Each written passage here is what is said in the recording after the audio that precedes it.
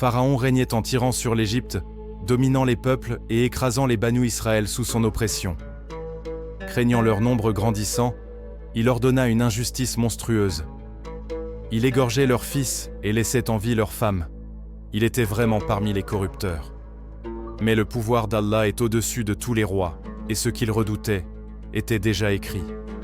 Dans une maison tremblante d'angoisse, une mère écouta l'inspiration divine descendre sur son cœur. Allaite-le, puis, quand tu craindras pour lui, jette-le dans le fleuve. Et ne t'attriste pas, nous te le rendrons. Elle obéit avec foi, posa l'enfant dans un berceau, et le confia au flot du Nil, sans savoir qu'il allait accoster aux portes de Pharaon. C'est là que la femme de Pharaon trouva l'enfant.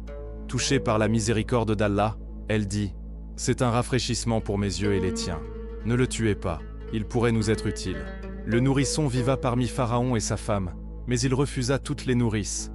Et son cœur ne se calma que lorsque sa propre mère, ramenée par la sagesse divine, put à nouveau l'allaiter.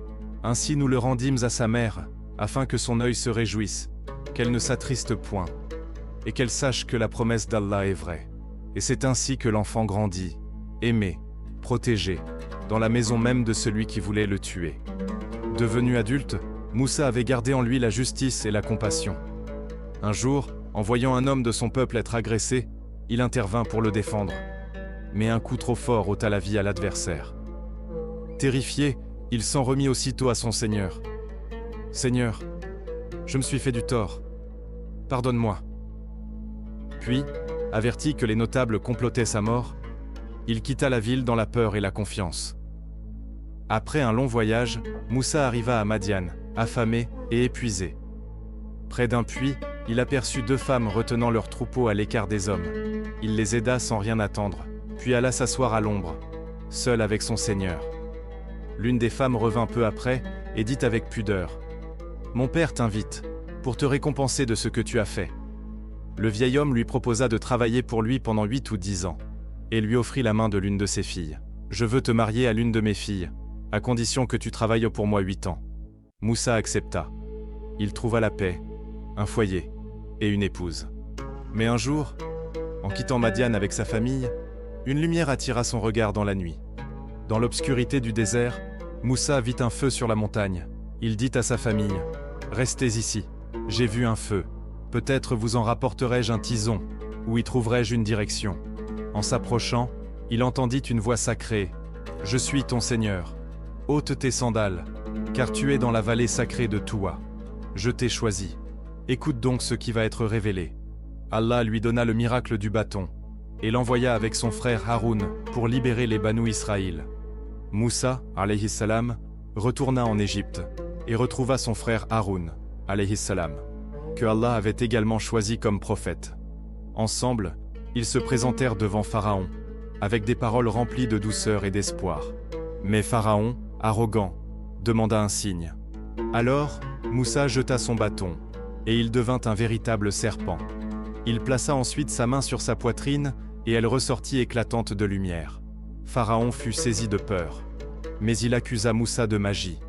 Il convoqua alors les meilleurs magiciens d'Égypte pour le défier, en un jour de grande foule. Les magiciens jetèrent leurs cordes et leurs bâtons.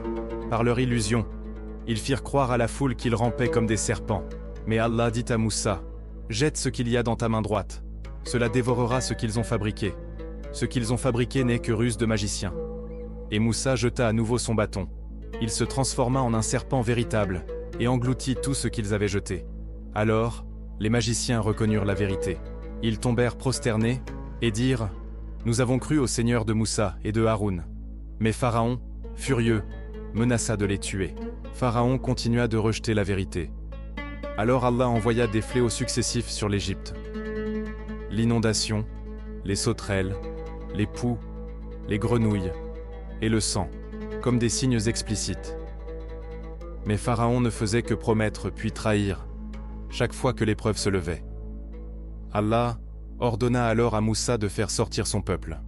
La nuit venue, Moussa marcha avec les siens jusqu'à la mer. Derrière eux, l'armée les suivait.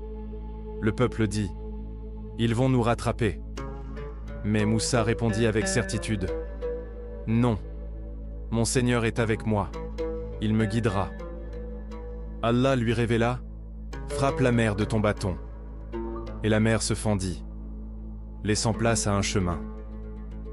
Les croyants traversèrent, et Pharaon, en s'y engageant, fut englouti. Après leur salut, Allah convoqua Moussa durant 40 nuits pour recevoir la loi de la Torah. Avant de recevoir les tablettes, Moussa exprima un désir ardent. « Seigneur, montre-toi à moi, pour que je te voie. » Mais Allah répondit, « Tu ne me verras pas. » Et lorsque son rayonnement toucha la montagne, elle s'effondra, et Moussa tomba foudroyé. Revenu à lui, il se repentit profondément. Allah lui remit alors les tablettes contenant la guidance et la lumière.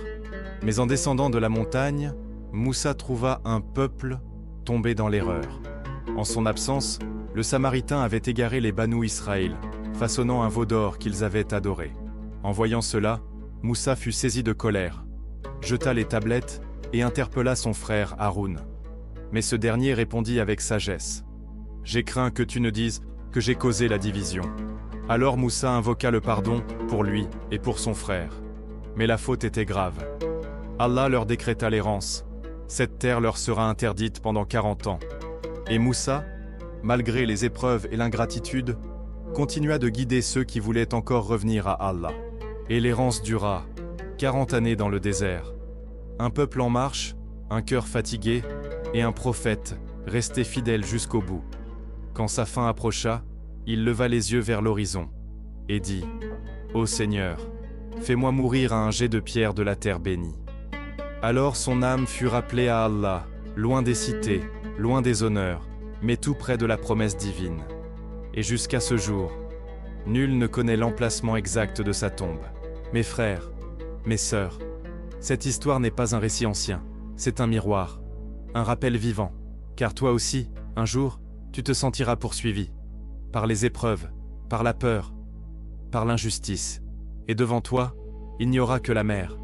Mais si ton cœur dit « Mon Seigneur est avec moi », alors Allah t'ouvrira un chemin là où il n'y en avait pas.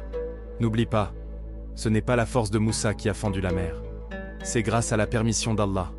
Alors dans l'épreuve, dans le doute, avance, avec certitude, et laisse Allah guider tes pas.